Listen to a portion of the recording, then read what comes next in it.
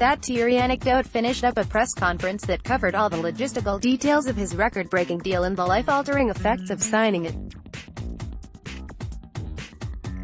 "Honestly, my dream was to come here," said Collins, who joked he had spoken to Dr.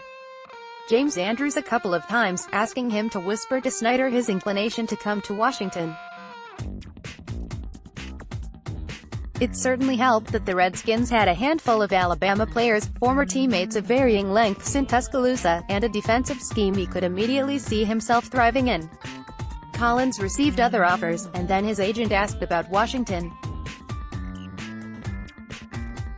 "He asked me how I feel about the Redskins and I said, you know how I feel about the Redskins, what you mean? I want to be there." He hung up the phone and said, "All right, bet."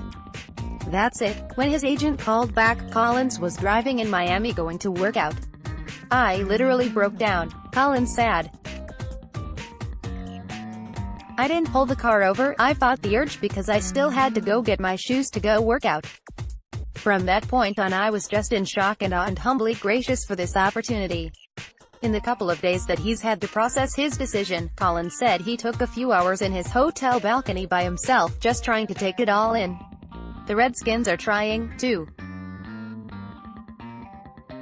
Under head coach Jay Gruden's tenure, 17 different safeties have started a game in the defensive backfield, a statistic that made Gruden raise his eyebrows following Collins' press conference. "I was telling Landon this morning, I've gone through so many safeties," Gruden said.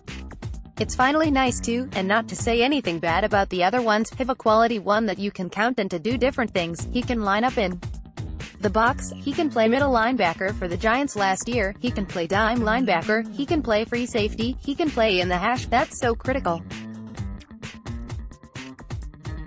I think the safety position has been devalued for something, but when you don't have one, you realize how important it is to get one," added Gruden. "I just know that whenever you put on the Giants defense film, you feel no.